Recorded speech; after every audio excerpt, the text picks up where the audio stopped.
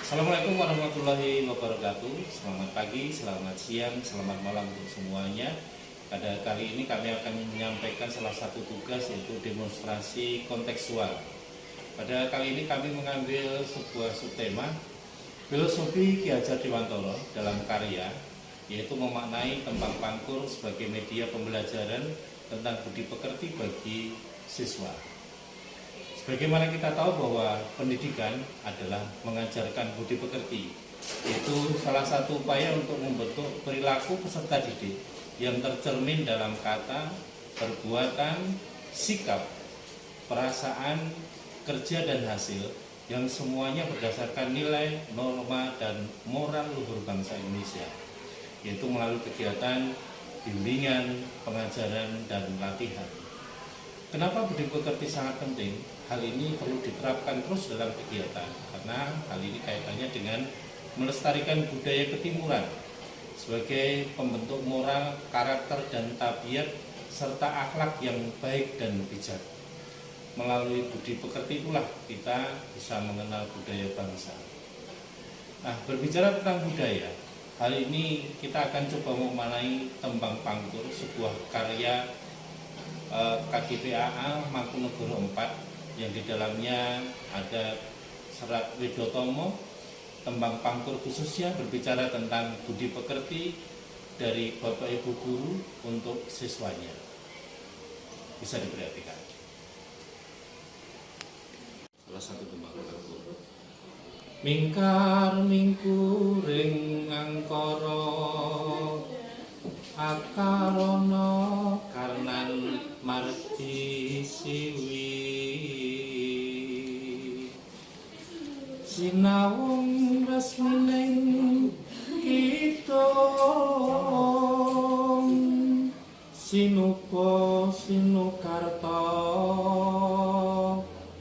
marengker tarta pakartining ilmu luhung kang tumraping tanah Jawi agama ageming aji.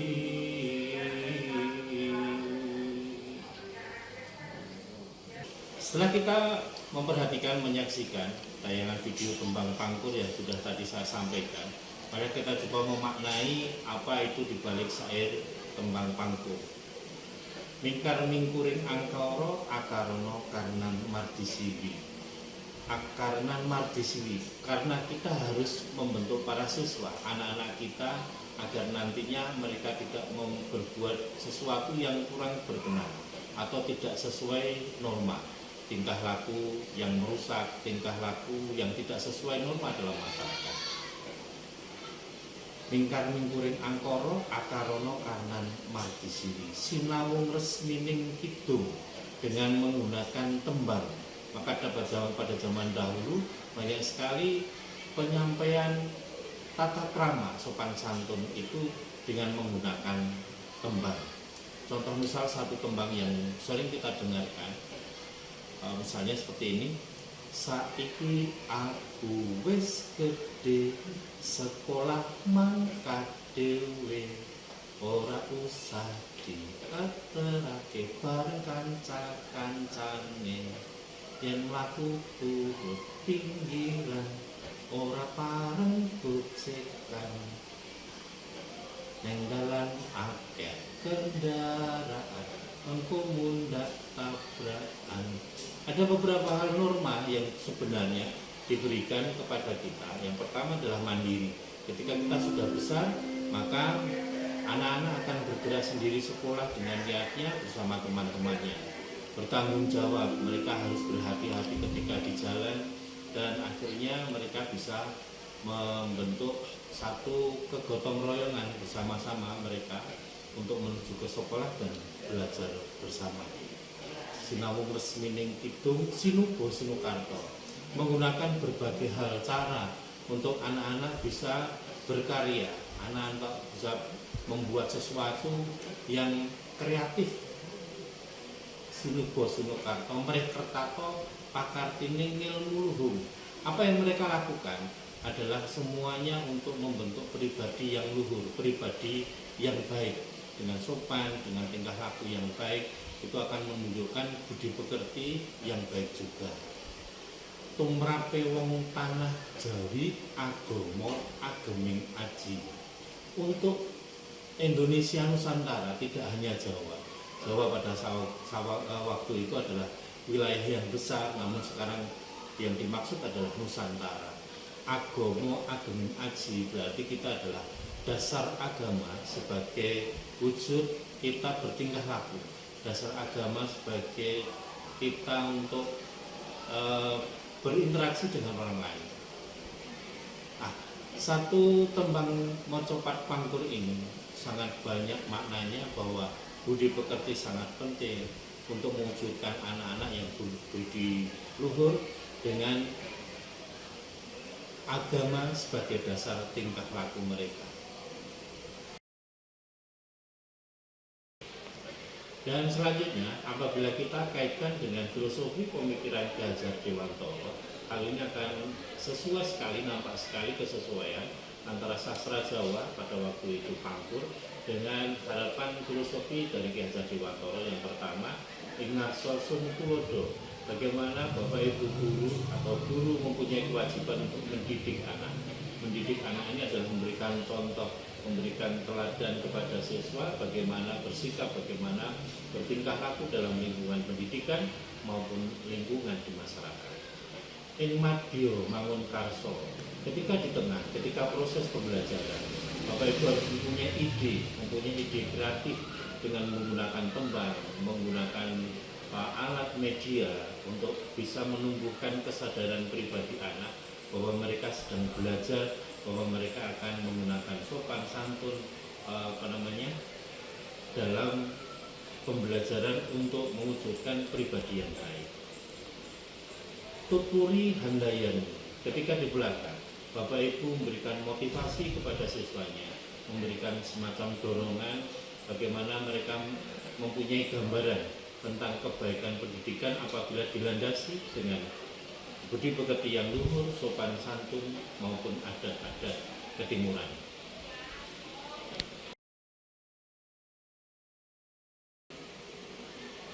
Selanjutnya, apabila kita hubungkan kembali dengan profil pelajar Pancasila, yang pertama adalah tentang religius, berketuhanan, dapat kita lihat di akhir bait bahwa agama ageming aji, agama menjadi dasar dalam kita bertingkah laku, dasar bagi kita untuk mendalami pendidikan, pengetahuan agar bisa beradab. Dan yang kedua, kaitannya dengan profil Pancasila adalah berkebinekaan global, yaitu kita bisa menerima budaya-budaya dari luar dan tetap tidak meninggalkan budaya bangsa untuk bisa melestarikan, kemudian menggunakannya dalam pembelajaran sehari-hari. Yang ketiga adalah tentang kegotong royongan. Hal ini tentunya sangat kelihatan sekali, semangat kebersamaan untuk bisa menuntut ilmu sinubo sinukarto, menggunakan cara-cara yang inovatif, kreatif agar mereka bisa bersama-sama mempelajari dan mendapatkan ilmu sesuai dengan tuntutan zaman, sesuai dengan kodrat alam mereka di zaman yang mereka lampaui pada hari ini. Kemudian yang keempat adalah mandiri.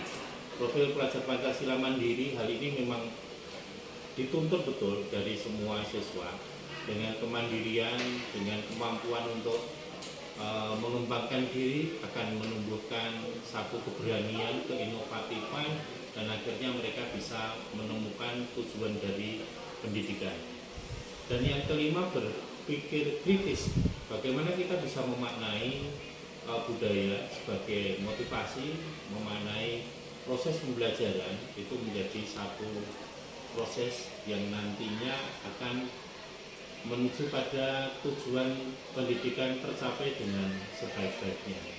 Dan terakhir adalah dengan kreatif, inovatif pastinya ketika kita pembelajaran berlangsung, kemudian ada ide-ide yang muncul pada saat kita berproses, akan memunculkan sesuatu yang baru, sesuatu yang orisinil keluar dari anak-anak. Sebuah ide gagasan yang baru akan menumbuhkan karya yang baru pula. Baik, untuk selanjutnya, bagian ini saya akan terangkan tentang tantangan penerapan pemikiran Ki Hajar Dewantara. Yang pertama, tantangannya adalah tuntutan kurikulum yang masih berorientasi pada kognitif dan keterampilan untuk afektif masih kurang diperhatikan. Jadi ketika kurikulum itu masih berorientasi pada pengetahuan siswa dan keterampilan siswa, maka kadang hal lain yang pastinya menjadi pemikiran tentang sopan santun etika itu menjadi kurang diperhatikan. Dan yang kedua, perkembangan zaman dan kemajuan ilmu pengetahuan, bahwa teknologi komunikasi telah mengubah cara berpikir dan pola pergaulan peserta didik, yang mana hal ini akan berdampak pada nilai budaya yang telah diwariskan oleh para leluhur. Bisa kita bayangkan ketika anak-anak sudah tidak mengenal lagi nilai budaya tentang sopan santun yang sebenarnya dari awal itu sudah disampaikan oleh para leluhur lewat orang tua, lewat guru ataupun lewat teman di lingkungan masyarakat sekitarnya. Yang ketiga, adanya krisis keteladanan karena kurangnya figur yang dapat diteladani dan berbagai segi baik dalam keluarga maupun dalam masyarakat. Jadi figur ini sangat kurang ketika anak-anak bergaul karena mereka satu mungkin mereka masih terfokus pada gadgetnya, tidak bisa mengenal lingkungan, dan yang kedua memang tidak ada figur baik di dalam lingkungannya sehingga mereka tidak bisa meniru hal baik dari orang lain. Nah, solusinya bagaimana? Ketika tantangan ini nanti ada di dalam penerapan pemikiran Ki Hajar Dewantara, ada beberapa solusi yang bisa kita ciptakan. Yang pertama adalah penciptaan suasana yang kondusif untuk pengamalan dan pembinaan nilai budi pekerti. Penciptaan suasana dulu agar nantinya anak bisa terbawa dan akhirnya bisa mengamalkan pembinaan budi pekerti ini. Dan yang kedua, integrasi budi pekerti pada mata pelajaran. Jadi setiap kali mata pelajaran disampaikan itu ada integrasi tentang budi pekerti sopan santun. Yang ketiga, pendidikan budi pekerti melalui kegiatan ekstrakurikuler yang bisa membantu misalnya di bidang agama ada rohis, kemudian ada tari yang pastinya dengan kesenian bergaul dengan kesenian mereka akan tahu budaya dan akhirnya mendalami dan bisa menciptakan suasana yang baik juga. Kemudian yang keempat, adanya peningkatan kerjasama antara sekolah, orang tua, dan masyarakat. Ini penting karena sekolah harus juga memiliki komunikasi yang baik antara orang tua dan masyarakat di sekitar kita.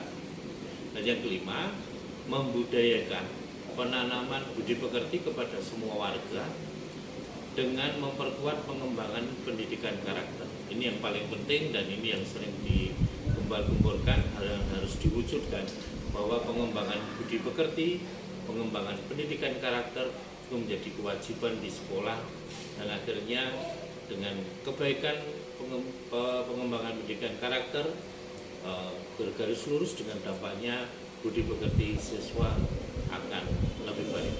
Demikian untuk tantangan penerapan pemikiran Ki Hajar Dewantara dan solusi yang harus kita ciptakan. Baik, demikian Bapak Ibu tentang tugas kami demonstrasi kontekstual yang sebut temanya adalah filosofi Ki Hajar Dewantara dalam karya, yaitu memaknai Kembang Pangkur sebagai media pembelajaran tentang budi pekerti bagi siswa.